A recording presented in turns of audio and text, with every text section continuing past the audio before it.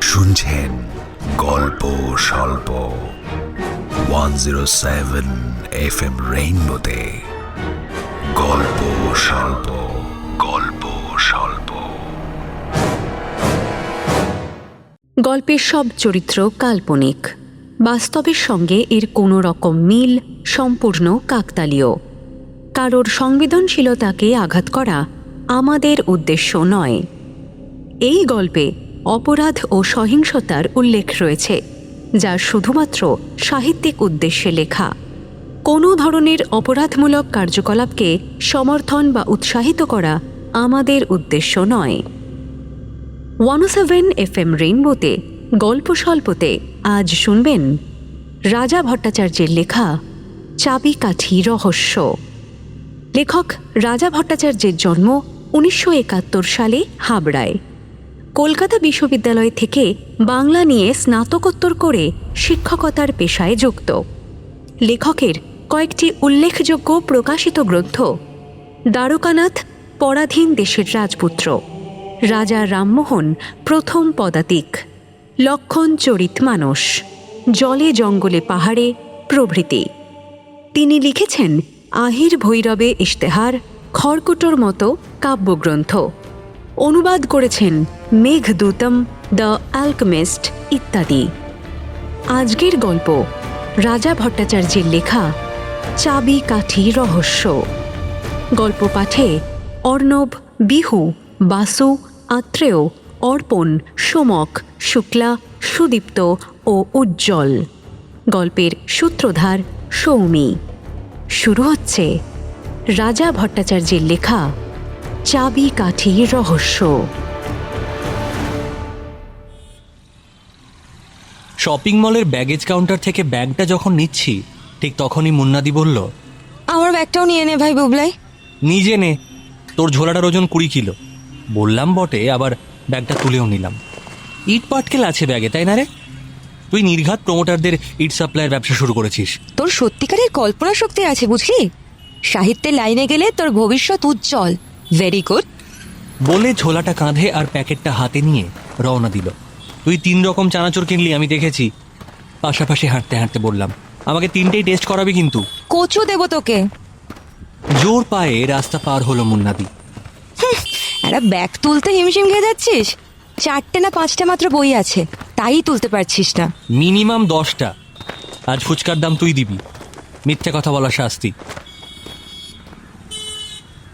শোভাবাজার মেট্রোর গেটের সামনে দাঁড়িয়ে ফুচকা সাঁটিয়ে ঝগড়া করতে করতে সেন্ট্রাল এভিনিউর পাশে গিয়ে দাঁড়ালাম আমরা। মুন্নাদি আসলে আমার পিস্তত দিদি, 3 বছরের বড়। ডক্টরেট করছে বাংলা নিয়ে। আর নেশা হলো, বুবলাই, কেউ আমাদের ফলো করছে। ঝট করে পিছনে ফিরে তাকাস না, বুঝে ফেলবে তাহলে। খুব স্বাভাবিক ভঙ্গিতে কথাটা বলল মুন্নাদি। আমি কেমন একটা শক্ত হয়ে গেলাম। এই ভর সন্ধেবেলা, এখনো 9টা বাজেনি, রাস্তায় গিজগিজ করছে লোক। এর মধ্যে কেউ আমাদের ফলো করতে যাবে কেন? আমরা তো কিছু করিনি। শপিং মল থেকে টুকিটাকি কেনাকাটা সেরে যে যার বাড়ি যাচ্ছি।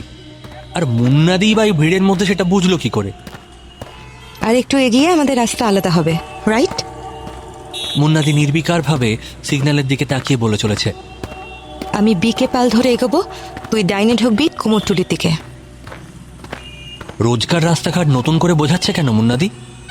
ভাবতে গিয়েই মাথাটা খুলে গেল। ফিসফিস করে বললাম, তাহলেই বোঝা যাবে লোকটা কাকে ফলো করছে, তোকে না আমাকে। একদম ঠিক।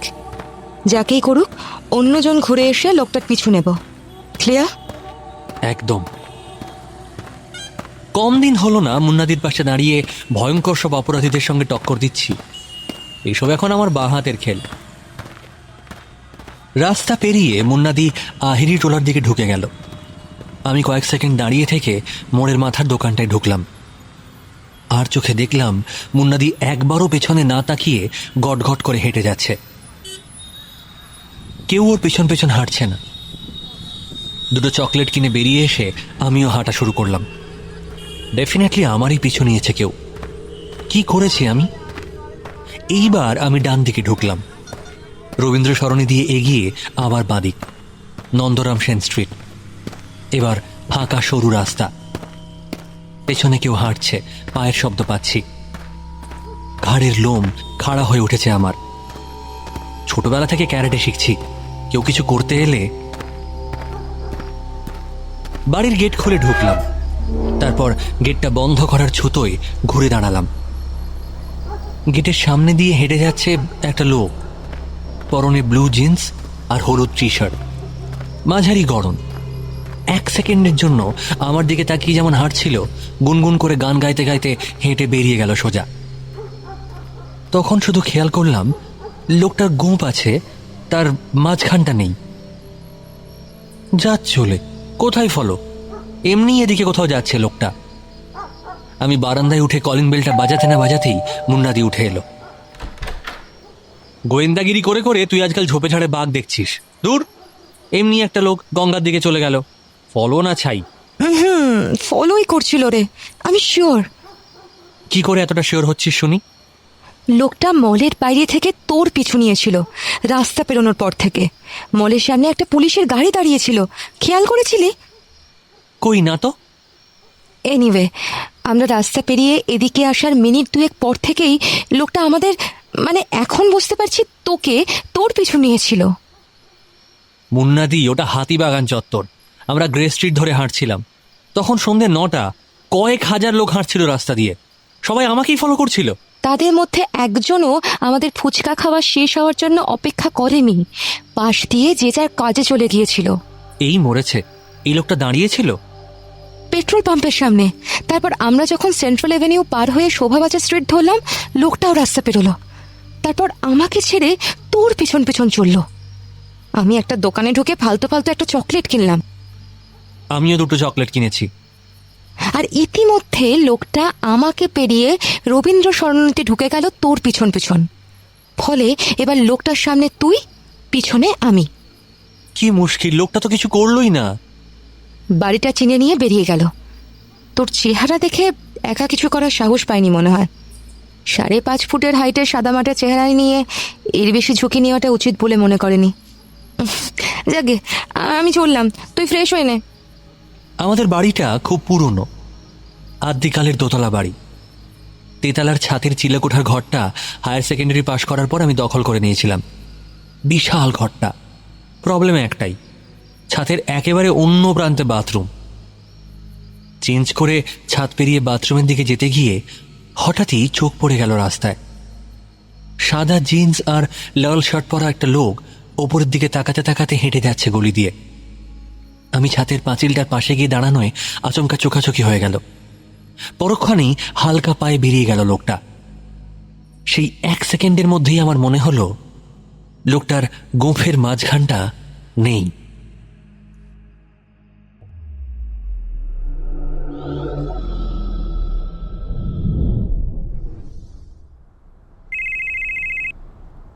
সকালে কুমোরটুলি পার্ক থেকে এক্সারসাইজ সেরে ফেরার সময় বেজে উঠল ফোনটা। মুন্নাদি, এই তো কালকেই রাত্রে। হ্যাঁ হ্যালো, বল। হ্যালো, তোর এক্সারসাইজ হয়ে গেছে রে? হ্যাঁ ফিরছি। Any problem? প্রবলেমই বটে। একবার আসতে পারবি আমাদের বাড়িতে? যাব বাবা, কেন পারবো না? কি হয়েছে সেটা বলবি তো? মেজো জেঠুর না শরীরটা একটু খারাপ লাগছে, খুব ঘাম হচ্ছে। রিকভারি নার্সিং হোমে ফোন করেছিলাম, ওরা এক্ষুনি অ্যাম্বুলেন্স পাঠাচ্ছে। তুই একবার। কেলেঙ্কারি করেছে, নির্ঘাত হার্ট অ্যাটাক। আচ্ছা ফোন রাখ, আমি 5 মিনিটে ঢুকছি। ওদের আহিরিটোলার বাড়িতে যখন পৌঁছলাম ততক্ষণে অ্যাম্বুলেন্স হাজির। দোতলার ঘর থেকে মুন্নাদির জেঠুকে স্ট্রেচারে শুইয়ে নামিয়ে আনার কাজটাই আসলে আমাকে করতে হলো। অ্যাম্বুলেন্স ছুটল তীর বেগে।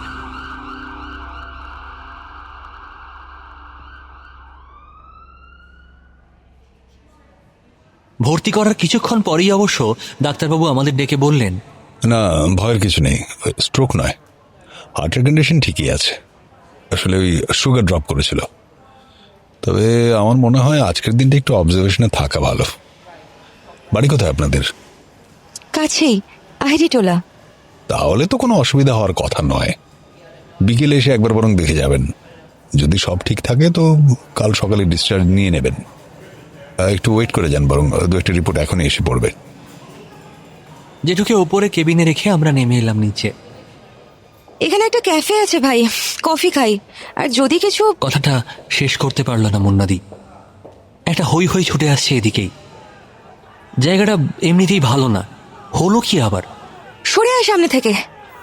এইবার দেখতে পেলাম যে ধরনের রেলিংওয়ালা ভ্যানে করে দোকানে মালপত্র নিয়ে যাওয়া হয় সেরকম একটা ভ্যান তুমুল স্পিডে চালিয়ে আনা হচ্ছে। যারা আনছে তারাও খুব একটা সুবিধের ছেলেপুলে নয়। খাড়া লাল চুল বা জামা কাপড় দেখলে দিব্যি চেনা যায়। আর ভ্যানের উপর চিত হয়ে পড়ে আছে একটা দেহ। তার হাত পা যেভাবে নড়ছে সেটা দেখলেই বোঝা যায় এই দেহে প্রাণ নেই। পর মুহূর্তেই একটা দৃশ্য আমাদের দুজনেরই রক্ত জল করে দিল। মুন্নাদি আমার হাতটা চেপে ধরল প্রাণপণে। ভ্যানের ওপর হাত পা ছড়িয়ে পড়ে থাকা লোকটার পরনে নীল রঙের জিন্সের প্যান্ট, হলুদ টি শার্ট, সেটার বুকের কাছটা রক্তে ভেসে যাচ্ছে, আর কোফের মাঝখানটা নেই। ঝড়ের বেগে ভ্যানটাকে টানতে টানতে ভেতরে সিঁড়ির সামনে নিয়ে গেল ছেলেগুলো। সেই লোকটাই? হ্যাঁ শিওর। আমি বললাম, দেখ গোফের মাঝখানটা নেই। সেই জামা, সেই প্যান্ট। ও মাই গড, কাল রাতে তোর পিছু নিল, আজ সকালে ডেড বডি। মুন্নাদির চোখ দুটো বড় বড় হয়ে গেছে। তুই কুশল না? আমি একটু চমকে উঠে ফিরে তাকালাম। যারা এইমাত্র ভ্যানটাকে টেনে আনলো তাদের মধ্যে একজন এসে দাঁড়িয়েছে আমার সামনে। আমার হকচকিয়ে যাওয়া মুখের দিকে তাকিয়ে এক গাল হেসে বলল, আরে আমি বিশাল, বিশাল শেঠ। ভুলে গেলি? AB school. এইবার ঝট করে মনে পড়ে গেল বিশাল শেঠ শ্যামবাজার এভি স্কুলে আমার সঙ্গেই পড়তো। পড়াশোনায় খুব একটা সুবিধের ছিল না, 8 পর্যন্ত পড়ে পড়া ছেড়ে দিয়েছিল। তোর চেহারা তো একদম পাল্টে গেছে রে, চিনতেই পারিনি। তা তো হবেই ভাই। দেখ, আমাদের লাইফ অন্যরকম, কত কি করতে হয়। আর এটা বুঝি তোর দিদি? আপনি ডেড বডি দেখে খুব ভয় পেয়ে গেছেন না? বুকে এত রক্ত কেন ভাই? ইস, কি অবস্থা! আমার তো দেখেই মাথা ঘুরে গেছে। আপনারাই প্রথম দেখলেন বুঝি? হ্যাঁ, মাথা ঘুরে যাওয়ার মতনই কথা। ও মারওয়ারি ধর্মশালার আগে যে বন্ধ হয়ে যাওয়া কারখানাটা আছে না, ওটার ভিতরে পড়েছিল। তো সকালে ধর্মশালার দরবান উপরের বারান্দা থেকে দেখতে পেয়ে আমাদেরকে ডাক দিল, আমরা নিয়ে এলাম। কেউ খুব ক্লোজ রেঞ্জ থেকে বুকে গুলি করেছে, তাই না ভাই? হয়ে গেল। একটু আগেও ভীত সন্ত্রস্ত নারীর ভূমিকা অভিনয় করা মুন্নাদির আসল গলা বেরিয়ে পড়েছে। বিশাল অত খেয়াল করল না। হ্যাঁ হ্যাঁ, গুলি লেগেছে। দেখ ভাই, আমাদের এরিয়াতে ঢুকে কেউ মার্ডার করে চলে গেল, সেটা তো ভালো কথা নয়। তো খোঁজ করতে হবে। পুলিশে খবর দিয়েছিস? হ্যাঁ হ্যাঁ, ও পল্টু আছে না, ও ফোন করে দিয়েছে। বলতে বলতেই কে যেন ভেতর থেকে ওকে ডাকলো। আমার কাঁধে একটা মৃদু চাপড় দিয়ে ভেতরের দিকে এগিয়ে গেল বিশাল। যাওয়ার আগে বলে গেল, ভাই তোর দিদিকে একটু দেখে রাখিস। হ্যাঁ, এরকম কেসে কিন্তু ও মাথা ফাথা ঘুরে পড়ে যাওয়ার খুব চান্স আছে। আমার খুব হাসি পাচ্ছিল, তাই শুকনো মুখে একবার মাথা নেড়ে টুক করে পাশের ক্যাফেটায় ঢুকে পড়লাম।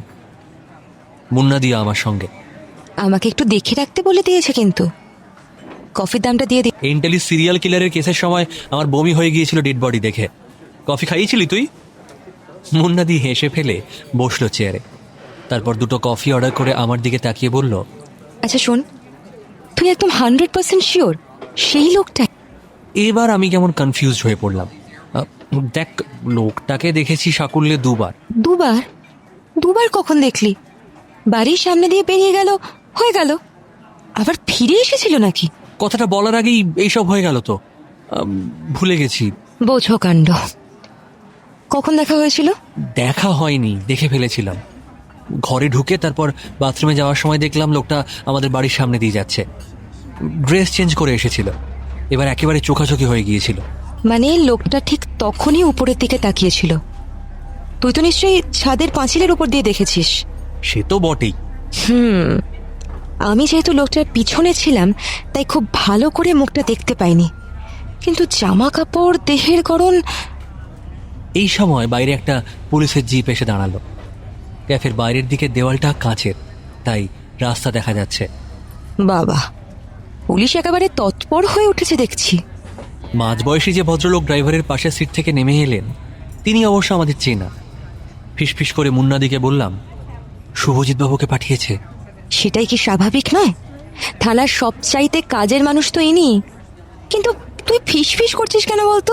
তাও তো বটে। আসলে আমরা যেখানেই যাই একটা কিছু বিচ্ছিরি কাণ্ড ঘটে যায়, খুন খারাপি না হলে চুরি, তারপরেই পুলিশের চক্করে পড়ে যায়। এ ভাই, তুই একটু বস তো, আমি একবার শুভজিৎ বাবুর সঙ্গে কথা বলে আসি। বলে উঠে দাঁড়ালো মুন্নাদি। তাড়াতাড়ি টাকা মিটিয়ে বেরিয়ে এসে দেখলাম মুন্নাদি শুভজিৎ বাবুর সঙ্গে কথা বলতে বলতে ভেতরের দিকে যাচ্ছে। আর দেরি না করে তাড়াতাড়ি ওদের পাশে এসে দাঁড়ালাম। আমাকে দেখেই শুভজিৎ বাবু এক মুখ হেসে বললেন, আরে কুশল, কেমন আছো গো? ভালো আছি স্যার, আপনি ঠিক আছেন তো? First class. তা একদিন থানায় এসো। নতুন বড়বাবুর সঙ্গে আলাপ হয়নি নিশ্চয়ই এখনো? হয়ে গেছে স্যার পরিচয়। ওই বিজন বাড়ির কেসটার ব্যাপারে যোগাযোগ করতে হয়েছিল।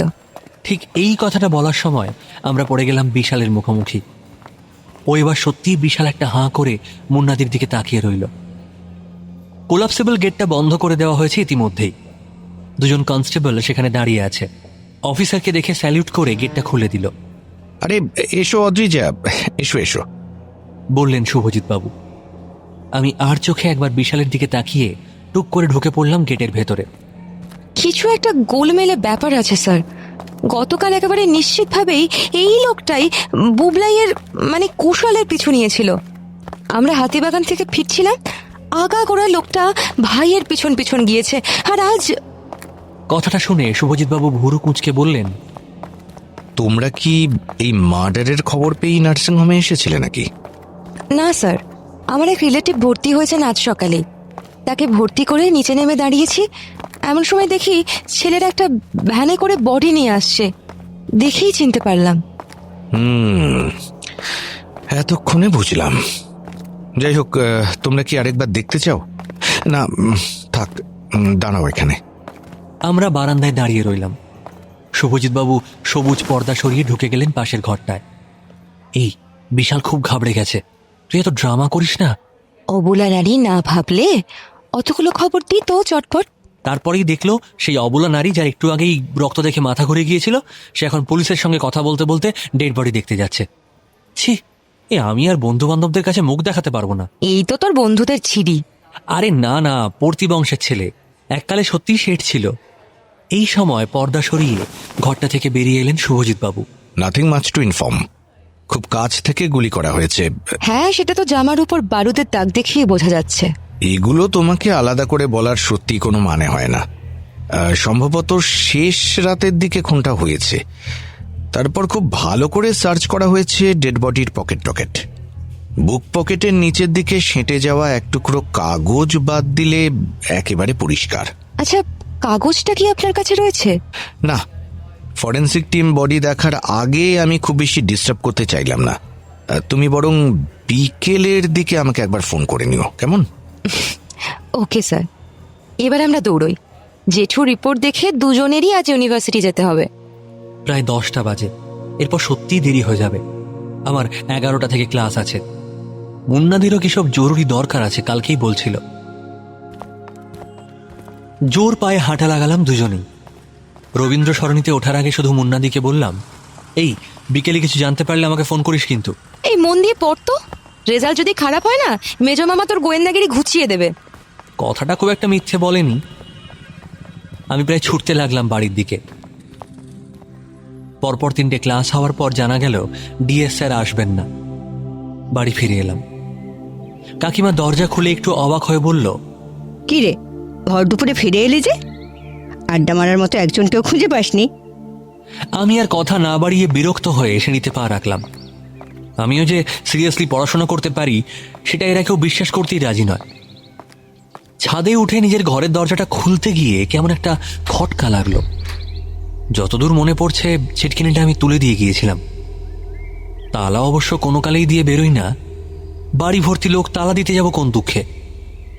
দরজা খুলে যেতেই আমার মুখটা হাঁ হয়ে গেল। প্রকাণ্ড ঘরটা একেবারে তছনছ হয়ে গিয়েছে। বোঝাই যাচ্ছে ভর দুপুরে ঘরে চোর ঢুকেছিল। আর ঠিক এই সময় যখন আমি থ হয়ে ঘরে দরজার সামনে দাঁড়িয়ে রয়েছি, বেজে উঠল মোবাইলটা। মুন্নাদি ফোন করছে।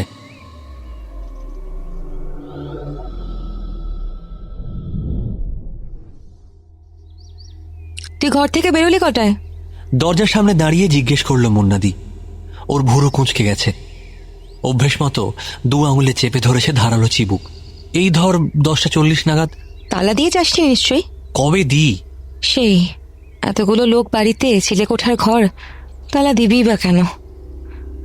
প্রশ্ন হলো, এতগুলো লোকের চোখ ফাঁকি দিয়ে চোর ছাদে উঠলো কি করে? ডেফিনেটলি সিঁড়ি দিয়ে নয়। তার মানে ছাদটা বিশাল, চারপাশে আমার কোমর সমান উঁচু পাঁচিল। মুন্নাদি ওরকমই ভুরু কুঁচকে এগিয়ে গেল পেছনের পাঁচিলের দিকে। চোর যদি সিঁড়ি বেয়ে না ওঠে তাহলে তাকে এই পথেই আসতে হবে। রেন পাইপ দিয়ে উঠেছে, সেটাই অবশ্য স্বাভাবিক। নিজের মনে বলে চলেছে মুন্নাদি। এদিকটায় তো। আমি তাড়াতাড়ি এগিয়ে গিয়ে মুন্নাদির পাশে দাঁড়িয়ে ঝুঁকে পড়লাম। এবার স্পষ্ট বোঝা যাচ্ছে ব্যাপারটা। বললাম, বুঝেছি, আমাদের আর বাপ্পাদের বাড়ির মাঝখানে যে সরু গলি আছে, চোর সেটা দিয়ে ঢুকেছে। তারপর পাঁচিল টপকে ঢুকেছে পেছনের উঠোনে, সেখান থেকে রেন পাইপ বেয়ে ছাতে। ঘর তো খোলাই ছিল, পেছনের উঠোনেও কেউ যায় না সাধারণত। একটা প্রশ্নের উত্তর পাওয়া গেল। নাও দ্য নেক্সট কোয়েশ্চেন, তোর ঘরে কি খুঁজছিল চোর? তুই ঘরে ঢোক, আমি বাইরে দাঁড়াচ্ছি। দুজনে হাত দিলে সব ঘেটে যাবে। আগে ভালো করে দেখ কিছু মিসিং আছে কিনা। আচ্ছা, আমার ঘরে চুরি করার মতো আছেটা কি বলতো? আরে তবুও দেখ না তুই সাবধানে। দেখলাম প্রত্যেকটা ড্রয়ার খুলে মাটিতে ফেলেছে। খাটের চাদর আর তোষক উল্টেছে, বইগুলো নামিয়ে দেখেছে। সব মিলিয়ে ঘর তছনছ। তন্ন তন্ন করে খুঁজেও কিচ্ছু মাথায় ঢুকলো না। বললাম, সেটাই না রে, সবই তো ঠিকই আছে, একটা পেন বা পেন ড্রাইভও চুরি যায়নি। আর ব্যাগটা? ব্যাগটা তো তোর সঙ্গেই ছিল, তাই না? ব্যাগ না নিয়ে ইউনিভার্সিটি যাব কি করে? সেই তো। আচ্ছা, জলের বোতলটা কোথায়? ছিল না, ওটাই নিয়ে গেলাম তো ইউনিভার্সিটিতে। জল আছে? ফুরিয়ে গেছে, খাবি? নিয়ে আসি। নিয়েই আয়, তেষ্টাও পেয়েছে। পিঠের ব্যাগটা সোফার উপর রেখে দৌড়ে গিয়ে জল নিয়ে এলাম। মুন্নাদি ইতিমধ্যে ভেতরে ঢুকে সোফাতে বসে পড়েছে। ভুরুটা এখনো কুঁচকে আছে। এই নে। মাকে আর বললাম না কিছু, ফালতু ঘাবড়ে যাবে। কে জল খাবে? যা বাবা, চাইলি যাই মাত্র। আমি জল চাইলাম? ও হ্যাঁ, চাইলাম না? হ্যাঁ চাইলাম তো। বলে হাত বাড়িয়ে জলের বোতলটা নিল। তারপর ওরকম অদ্ভুত চোখে বাইরের দিকে তাকিয়ে বসে রইল। এইবার আমার বুকের ভেতরটা ঢিপ ঢিপ করতে শুরু করলো। ওর এই চোখ আমি চিনি। মুন্নাদি একটা কিছু খুঁজে পেয়েছে, কিন্তু এখন জিজ্ঞেস করলে কিচ্ছু বলবে না। হঠাৎ ধড়মড় করে উঠে দাঁড়িয়ে বলল, চল থানা থেকে একবার ঘুরে আসি। শুভজিৎ বাবু যদি কিছু বলতে পারেন।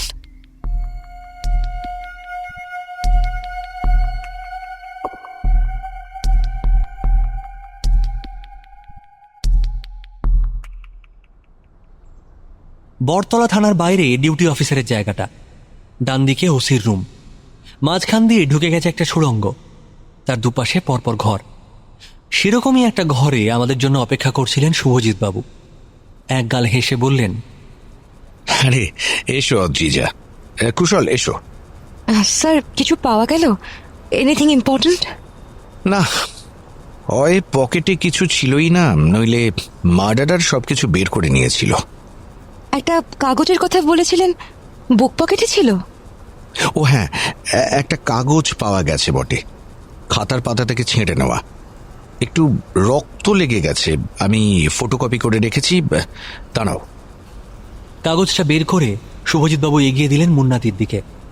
কয়েকটা জায়গার নাম লেখা রয়েছে বলে মনে হচ্ছে, কিন্তু তা থেকে কিছু উদ্ধার করা গেল না। মুন্নাদি কাগজটা হাতে নিয়ে অবাক চোখে তাকিয়ে রইল। তারপর টান টান করে পেতে দিল টেবিলের ওপরে। এবার মুন্নাদির পাশাপাশি আমিও চোখ রাখলাম কাগজটার ওপর। মিনিট খানেক পরে আমারও ঠিক শুভজিৎ বাবুর মতোই মনে হলো, এ থেকে কিছু উদ্ধার করা আমার কর্ম নয়। কাগজটার বাঁ পাশ থেকে চলে গেছে লম্বা আর ইঞ্চিখানেক মোটা একটা দাগ। সোজা নয়, একটু এগিয়ে ডাইনে বাঁক নিয়ে আবার সোজা হয়েছে দাগটা। তার পাশে এক জায়গায় একটা স্টার দিয়ে লেখা ছোটুলাল ঘাট। সেখান থেকে অনেকগুলো লাল রঙের দাগ চলে গিয়েছে নানা দিকে। সেগুলো যেখানে গিয়ে শেষ হয়েছে সেখানেও ওই একই স্টার মার্ক আঁকা আছে। প্রত্যেকটার নিচে একটা কিছু লেখা। একটার নিচে লেখা আছে সেন্ট্রাল রোড, আরেক জায়গায় লেখা বাদামতলি, তারপর নিচে ব্র্যাকেটে লেখা হয়েছে বারিয়াল গ্রাউন্ড রোড। আরেক জায়গায় লেখা আছে কর্নওয়ালিস স্কোয়ার। সবচাইতে ইন্টারেস্টিং এইটা। বলে শুভজিৎবাবু এক জায়গায় আঙুল রাখলেন। হ্যাঁ, দেখেছি। নামের বদলে একটা কবিতার লাইন লেখা আছে এখানে, শঙ্কর হৃদয় মাঝে কালী বিরাজে। মানে কি এসবের? No idea. এমনিতে তো মনে হচ্ছে এটা কোনো গেম প্ল্যান, বা বলা ভালো তার ম্যাপ। কিন্তু ঠিক ঠিক, ম্যাপ। এটা আমারও মনে হয়েছে, কিন্তু কোথাকার? এরকম কোনো জায়গার নাম তো। মুন্নাদি চুপ করে গেল। হঠাৎ বুঝতে পারলাম আমার মগজে কিছু একটা ঢেউ দিচ্ছে। এই মোটা দাগটা আমার চেনা। কোথায় দেখেছি? এই 2-3 দিনের মধ্যেই ঝাঁ করে মনে পড়ে গেল, ঠিক এইরকমই একটা দাগ আমি দেখেছি ওয়েব ম্যাপে। কিসের দাগ, কিসের দাগ এত চেনা? ঝড়ের বেগে পকেট থেকে মোবাইল বের করে গুগল ম্যাপটা খুললাম। কোন লোকেশন দিতেই ম্যাপের গায়ে ফুটে উঠল লাল রঙের জলের ফোঁটার মতো দাগটা। এটা বড়তলা থানা। নেই তো ওরম কোনো দাগ। 2 আঙুলে ছোট করলাম ম্যাপটা। প্রায় সঙ্গে সঙ্গেই পাশ থেকে একটা শব্দ পেয়ে চমকে তাকালাম মুন্নাদির দিকে। চোখ দুটো বড় বড় হয়ে গেছে এখন, দৃষ্টি আমার মোবাইলের দিকে। গঙ্গা, ওই দাগটা আসলে গঙ্গা। সাবাস বুবলাই। শুভজিৎবাবু চমকে উঠে বললেন, কোন দাগ? কিসের দাগ? এই যে স্যার, এই দাগটা। ভাই একদম ঠিক ধরেছে। বাঁকটা খেয়াল করুন। রাইট, একদম ঠিক। এটা গঙ্গা, ঠিক। কিন্তু গঙ্গার পাশে ছোটুলাল ঘাট। এরকম কোনো ঘাটের নাম তো আমিও শুনিনি। আর এই বাদামতলি, তারপর কবিতা, এটা কিরকম ধাঁধা? প্রায় আধ ঘন্টা পরে বেরিয়ে এলাম আমরা। কিছুতেই কিছু মাথায় আসছে না কারু। চা ঠান্ডা হয়ে গেল, সমাধান বেরোতো না। হাতিবাগানের রাস্তায় উঠে আমি বললাম, চপ খাবি? সেটাই বেটার। চপ খাই চল, মাথাটা একেবারে কাজ করছে না। খালি পেটে মাথা কাজ করে না তোর, এটা আমি আগেও দেখেছি। চল। রাস্তার পাশে দাঁড়িয়ে চপ খেয়ে চা খেয়ে ফের হাঁটা শুরু করলাম ভাই বোনে। মুন্নাদি এমন বিচ্ছিরিভাবে হাঁটছে যেন এক্ষুনি গাড়ি চাপা পড়বে। তুই এত চাপ নিচ্ছিস কেন? তোকে তো এবার কেউ ডেকে আনেনি। ম্যাপের ধাক্কায় তোর ঘরে যে চুরি হয়ে গেছে সেটাও বলতে ভুলে গেলাম। কি বলতিস? কিছু তো চুরি যায়নি। চোর ঢুকেছিল সেটা তো ঠিক। এই কর্নওয়ালিস স্কোয়ার কথাটা কোথায় যেন শুনেছি। ওটা কর্নওয়ালিস রোড, বিবেকানন্দ রোডের পুরনো নাম। বটে বটে। আবার আকাশের দিকে তাকিয়ে হাঁটতে লাগলো মুন্নাদি। আমি আর রিস্ক নিলাম না, সোজা ওকে বাড়ি পৌঁছে দিয়ে তারপর নিজের বাড়ির দিকে রওনা দিলাম। এত ভাবলে কেউ হাঁটতে পারে?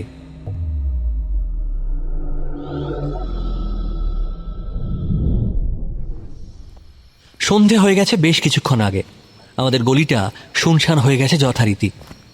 কেমন একটা অস্বস্তি হচ্ছে আজ। কালকে এই রাস্তাতেই আমাদের পিছু নিয়েছিল একজন। বাপ্পাদের বাড়িটা পার হচ্ছি, ঠিক সেই সময় 2টো বাড়ির ফাঁকে সরু গলিটা থেকে ঝড়ের বেগে বেরিয়ে এলো লোকটা। হাতে একটা ছোট কিন্তু মোটা লোহার রড। এত চটপট হাত চালাতে আমি আজ অব্দি কাউকে দেখিনি। যখন ব্যাপারটা বুঝলাম তখন দেরি হয়ে গেছে। ঘাড়ের ওপরে মোক্ষম বাড়িটা পড়তেই সব অন্ধকার হয়ে গেল।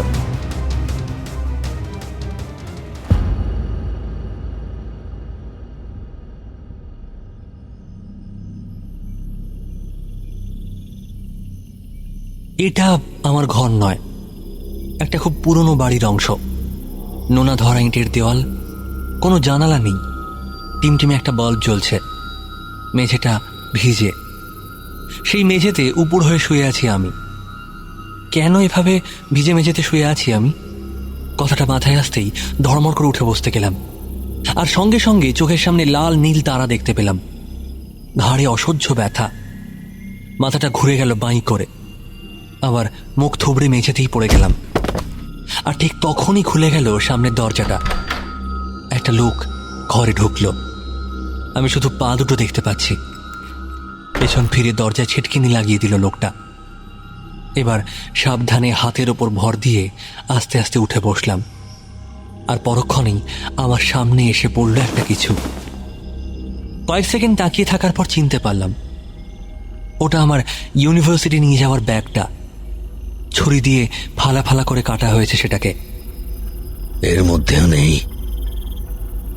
কোথায় লুকিয়েছিস ঠিক করে বল, নইলে মানুষ মারতে আমার হাত কাঁপে না। আপ্রাণ চেষ্টায় মাথা সোজা করলাম।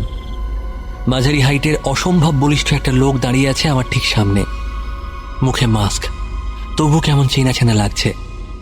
এই এক কথা দুবার জিজ্ঞেস করা আমার অভ্যাস নেই।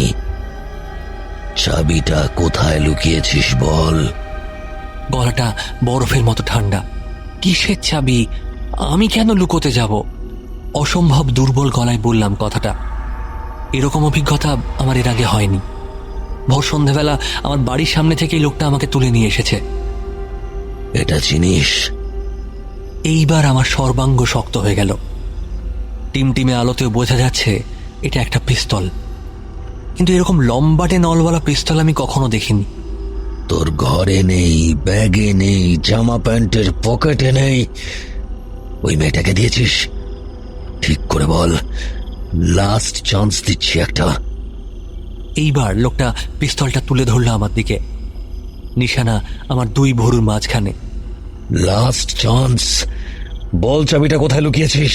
আরে আমি বুঝতে পারছি না কোন চাবি, কিসের চাবি। আমি কারো কাছ থেকে চাবি নিইনি। আমি তো স্টুডেন্ট, পড়াশোনা করি। তাহলে বড়তলা থানায় গিয়েছিলিস কেন? সে তো ওই আমার ঘরে চোর ঢুকেছিল বলে। জিডি করার জন্য গেলে ভিতরে গেলি কি করতে? বাইরে তো ডিউটি অফিসার বসেই ছিল। মাথা কাজ করছে না আমার। লোকটা সব জানে। এবার বল চাবি কোথায়? কাল একজন গেছে, আজ তোর পালা, বল। এইবার বুঝতে পারলাম পিস্তলটায় সাইলেন্সার লাগানো আছে। সেই জন্যই সেন্ট্রাল এভিনিউর পাশে বসে গুলি চালানো সত্ত্বেও কেউ শুনতে পায়নি। সেফটি ক্যাচ সরানোর শব্দটা যে এত জোরালো আজ প্রথম মনে হলো। পরক্ষণেই তার 10 গুণ জোরে একটা শব্দ হলো। এক মুহূর্তের জন্য আমার মনে হলো ঘরটাই যেন কেঁপে উঠল সেই শব্দে। দরজায় অসম্ভব জোরে লাথি মেরেছে কেউ। তার সঙ্গে সঙ্গে শোনা গেল ভারী একটা গলা, দরজা খুলুন, দরজা খুলুন, পুলিশ। বিদ্যুৎ বেগে ঘুরে দাঁড়ালো লোকটা। আমি জানি ওর চলাফেরা কি সাংঘাতিক দ্রুত গতির, আর সেই কারণে এটাও জানা আছে যে এরকম সুযোগ আমি আর পাবো না। চুলোই যাক ঘাড়ের ব্যথা। স্প্রিংয়ের মতো একটা লাফে নিজেকে প্রথমে তুলে দাঁড় করালাম, তারপর ডান হাতটা সামনে এগিয়ে দিয়ে বাঁ পায়ের উপর ভর রেখে ডান পায়ের একটা সাইড কিক, ঠিক ঘাড়ের ওপরেই। একেবারে আক্ষরিক অর্থে মুখ থুবড়ে পড়ল লোকটা। মেঝেতে আছড়ে পড়ার ভোঁতা একটা শব্দ হলো। কয়েক সেকেন্ড দাঁড়িয়ে থেকে চোখে সর্ষে ফুল দেখার ব্যাপারটা থেমে যাওয়ার জন্য অপেক্ষা করতে হলো আমাকে। তারপর টালমাটাল পায়ে এগিয়ে গিয়ে ছিটকিনি খুলে দিলাম। প্রায় সঙ্গে সঙ্গে শুনতে পেলাম মুন্নাদির ধারালো গলা, বসে পড় ভাই। বাড়ির বড়রা বলে আমি নাকি ছোটবেলা থেকে কখনো মুন্নাদির কথার অবাধ্য হয়নি। এখন এই বয়সেও দেখলাম অভ্যেসটা রয়ে গেছে। বলা মাত্র হাঁটু গেড়ে বসে পড়লাম মাটিতে। আর সঙ্গে সঙ্গে পুলিশ নয়, প্রথমে ঘরে ঢুকলো মুন্নাদি। আমার পাশ দিয়ে আরেক পা এগিয়ে এসে ও তুলে ধরলো ওর ডান হাতটা। তারপর সেটা বিদ্যুতের বেগে নেমে এলো ওপর থেকে নিচের দিকে। এইবার পেছন ফিরে দেখলাম 2 হাত দিয়ে নিজের কপাল চেপে ধরে আস্তে আস্তে বসে পড়েছে লোকটা। ওর হাত দুটো ভিজে যাচ্ছে রক্তে। মুখ ঘুরিয়ে দেখলাম শীতল চোখে ওর দিকে তাকিয়ে দাঁড়িয়ে রয়েছে মুন্নাদি। ওর হাতে সেই বেঁটে আর মোটা লোহার ডান্ডাটা, যেটা দিয়ে লোকটা আমার ঘাড়ের ওপরে বাড়ি মেরেছিল। যা শোধবোধ। পরক্ষণেই ঘরে ঢুকতে আরম্ভ করলেন পুলিশ কর্মীরা। তাদের কাজ অবশ্য শুরু হবে অপরাধীকে মেঝে থেকে টেনে তোলা দিয়ে। পরপর দুটো মোক্ষম আঘাত পেয়ে তার এখন আর উঠে বসার ক্ষমতা নেই। একটা অধৈর্য ঝটকায় ডান্ডাটা ছুঁড়ে ফেলল মুন্নাদি। তারপর হাঁটু গেড়ে বসে পড়ল আমার সামনে। 1 সেকেন্ড তাকিয়েই আমার ঘাড়ের উপর হাত রেখে বলল, এইখানটা মেরেছিল না? ব্যথা করছে খুব? খুব লেগেছে তোর? আমি প্রাণপণ চেষ্টায় মুখে একটু হাসি ফুটিয়ে তুলে বললাম, এখন আর অত ব্যথা করছে না, বরফ দিলে তো ঠিক হয়ে যাবে বল। একবার ঢোক গিলে কান্নাটা সামলে নিল। উঠতে পারবি? না উঠলে ওকে মারলাম কি করে? তুই তুই ওকে মেরেছিলি? আমি দেখলাম আবার তোকে মারতে আসছে, তাই দরজায় আওয়াজ শুনে যেই ঘুরে দাঁড়িয়েছে অমনি একটা মেরেছিল, দুটো খেয়েছে। আয় উঠে পড়তো, হাতটা ধর আমার। সত্যি সত্যি ওর হাত ধরেই উঠে দাঁড়াতে হলো। অসম্ভব দুর্বল লাগছে। কুশল হাঁটতে পারবে নাকি স্ট্রেচার আনতে বলবো? শুভজিৎ বাবুর মুখটা এখন পাথরের মতো শক্ত। আর 2 মিনিট দেরি হলেই। Thank you Adrija, thanks a lot. তার মানে মুন্নাদি আবার কি করলো? ঘরটা থেকে বেরিয়ে এলাম মুন্নাদির হাত ধরে। একটা লম্বা করিডর, ডান দিকটা নিচু হয়ে গেছে, সেদিকে অন্ধকার। বাঁ দিকে একটা দরজা, সেটা দিয়ে আলো দেখা যাচ্ছে। আস্তে হাঁটবি, মেঝেটা খুব পিছল কিন্তু। এরম ভিজে কেন সবকিছু? জোয়ারের সময় জল ওঠে। পেছন ফিরে দেখলাম পিছমোড়া করে বাঁধা অবস্থায় লোকটাকে ঘর থেকে বের করে আনছে পুলিশেরা। তোমরা দুজন আমার গাড়িতে ওঠো, আগে কুশলের একটা মেডিকেল চেক আপ করানো দরকার। এরকম শক্তপোক্ত ছেলে একেবারে অজ্ঞান হয়ে গেল। ভাবো তো কত জোরে মারা হয়েছিল। এখন আর অতটা ব্যথা করছে না স্যার, একটু বরফ পেলেই। ওটা থানাতেই পাওয়া যাবে। ঠিক আছে, একবারে থানাতেই ফেরা যাক। একটা অসম্ভব ভাঙাচোরা বাড়ির উঠোনে বেরিয়ে এসে মুন্নাদি জিজ্ঞেস করলো, দেখ তো জায়গাটা চিনতে পারছিস? এইবার চারপাশে একবার ভালো করে তাকাতেই চিনতে পারলাম, এ তো মল্লিকঘাট যাওয়ার রাস্তাটা। ঠিক বলেছিস, কিন্তু আজ থেকে অনেক বছর আগে জায়গাটার নাম ছিল ছোটুলাল ঘাট। আর জন্ম থেকে আসছি এখানে, জীবনেও এই নামটা শুনিনি।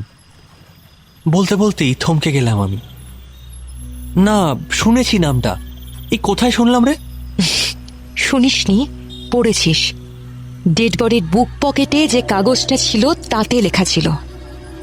এইবার ধাঁ করে সব মনে পড়ে গেল। ঠিক আরো অনেকগুলো অচেনা শব্দের সঙ্গে এটাও লেখা ছিল বটে। এখন আর কথা নয়, সোজা থানা। বলে নিজে গাড়িতে উঠে পড়লেন শুভজিৎ বাবু।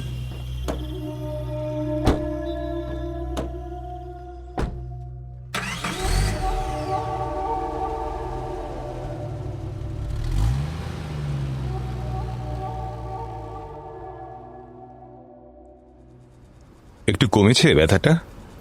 জিজ্ঞেস করলেন বটতলা থানার নতুন ওসি জয়ন্ত রায়চৌধুরী। তার ঘরেই আপাতত বসেছি আমরা।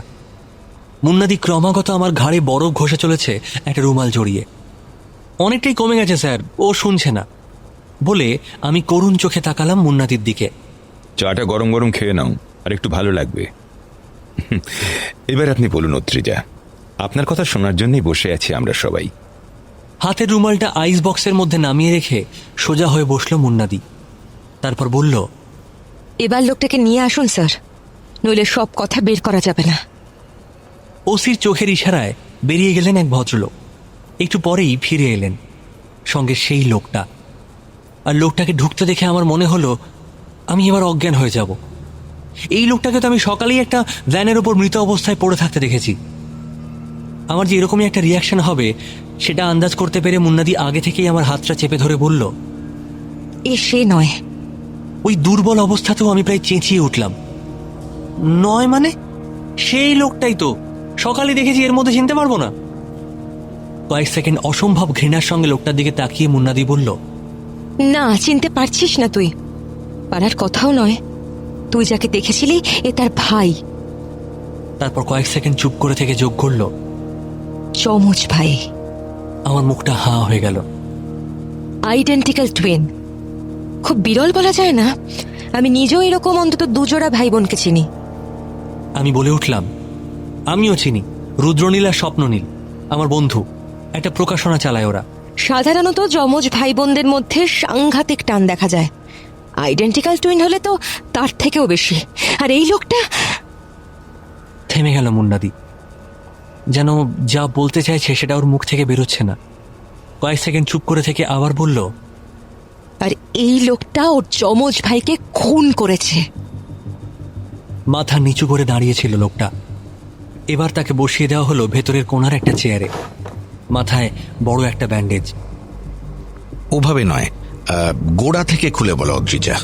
আমিও বহুক্ষণ পর্যন্ত কিছু বুঝতে পারিনি স্যার।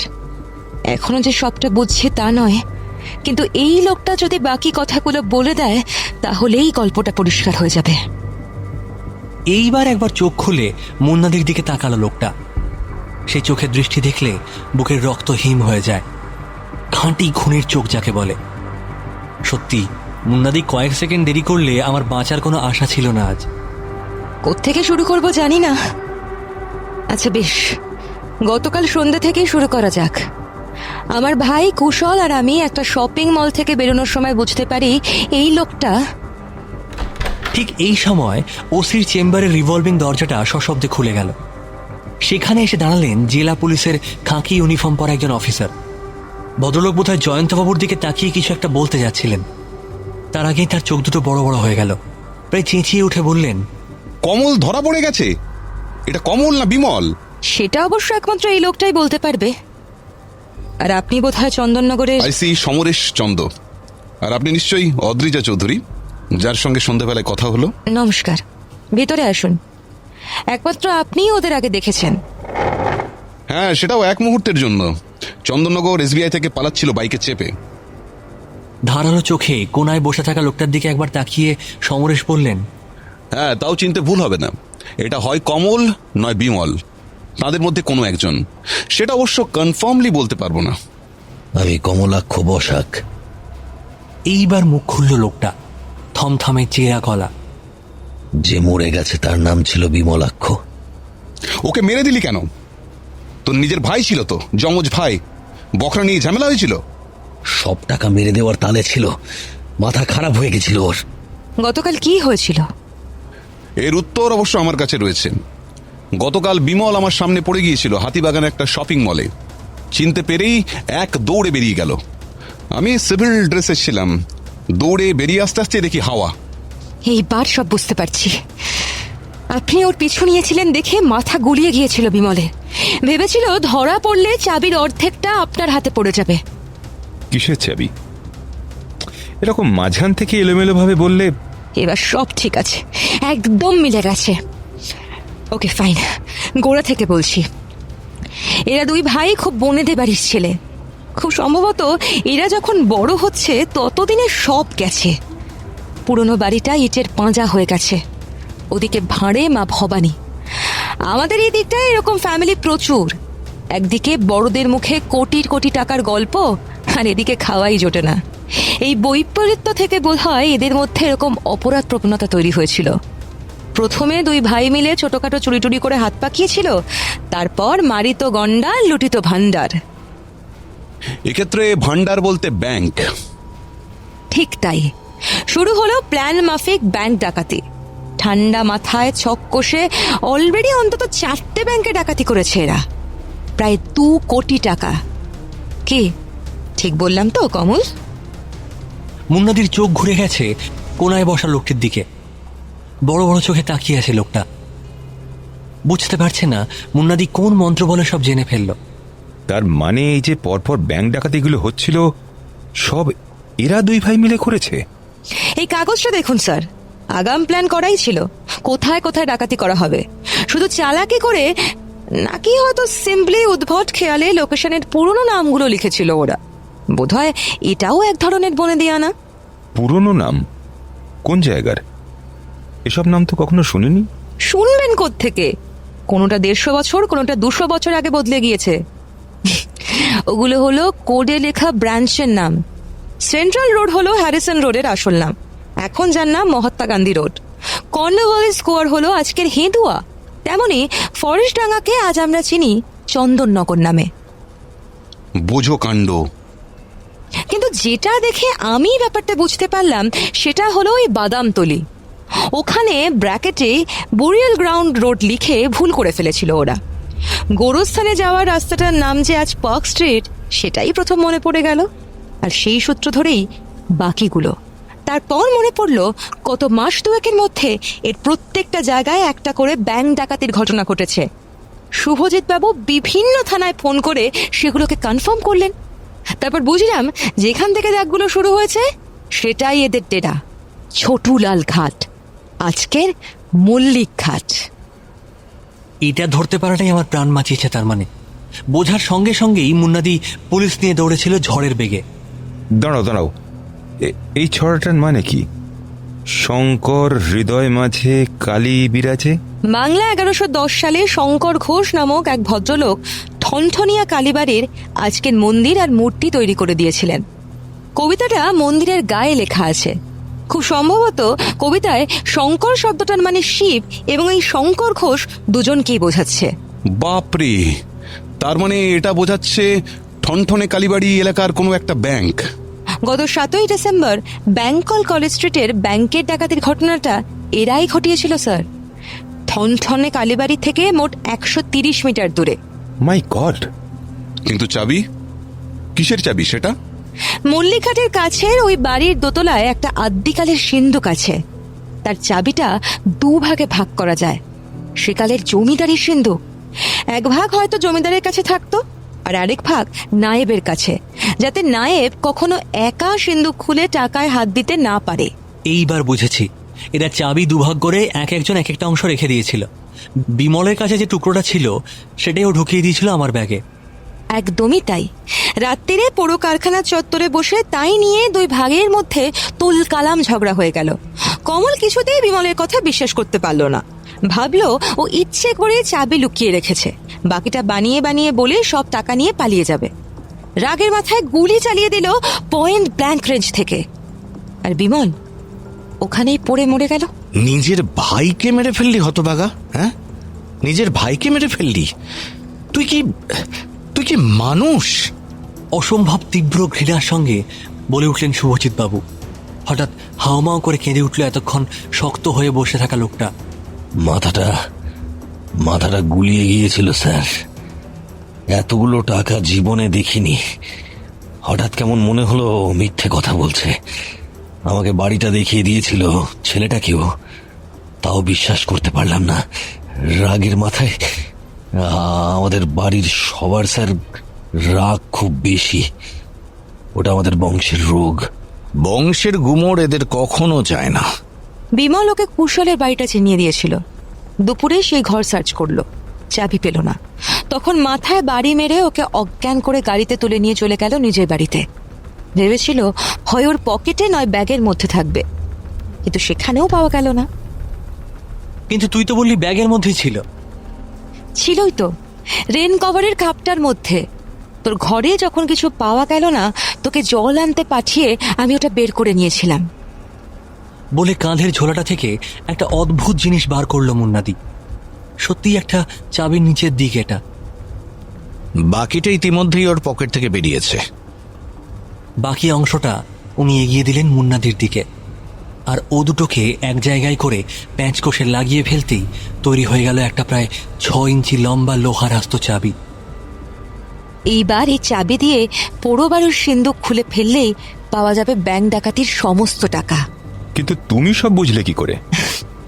ওই চাবি আমাদের বাড়িতেও একটা আছে স্যার, তবে খোলা হয় না। অর্ধেকটা দেখেই বুঝতে পারলাম বাকিটার জন্যই খুন হয়েছে। ভাই যাকে উপর থেকে দেখেছিল সেই কমল। আইডেন্টিক্যাল টুইন তো, তাই ভেবেছিল বোধহয় বিমল জামাকাপড় পাল্টে এসেছে। আসলে কমল তখন বিমলের কাছ থেকে শুনে বাড়িটা চিনতে এসেছিল। এদিকে আমি যখন পার্ক স্ট্রিটটা চিনে ফেললাম, তখন বাকিগুলো একটার পর একটা মনে পড়ে গেল। Hedua, Chandannagar, MG road, bank ডাকাতির খবর তো পেপারেই পড়েছিলাম। আর বাকিটা শুভজিৎ স্যার যোগ করলেন। এইবার উঠে দাঁড়ালো মুন্নাদি। হ্যাঁ, ব্যাংক ডাকাতি, মার্ডার, অনেকগুলো চার্জ হবে, সেসব আপনারা বুঝবেন। আমি শুধু ভাবছি টাকার লোভ এমনই একটা জিনিস যে নিজের যমজ ভাইকে মেরে ফেলতেও একবারও দ্বিধা করে না মানুষ। তোমাদের নামিয়ে দিয়ে আসি? অনেক রাত হয়ে গেছে তো। না স্যার, লাগবে না। আমরা হাঁটতে হাঁটতে ঠিক চলে যাব, দুই ভাই বোনে।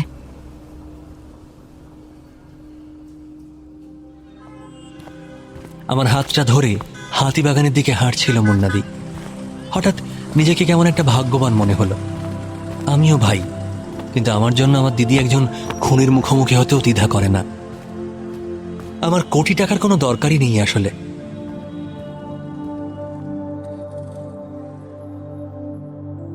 107 FM রেইনবোর গল্প স্বল্পতে আজ শুনলেন রাজা ভট্টাচার্যের লেখা চাবি কাঠি রহস্য।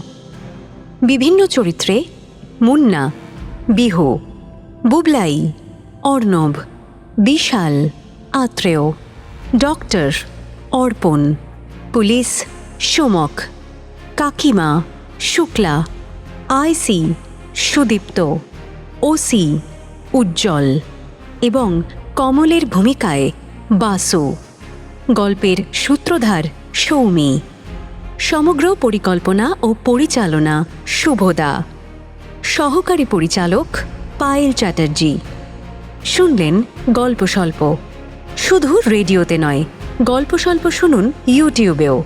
প্রতি রবিবার রাত 9টায় শুনুন নতুন গল্প আমাদের অফিসিয়াল ইউটিউব চ্যানেল আকাশবাণী কলকাতায়।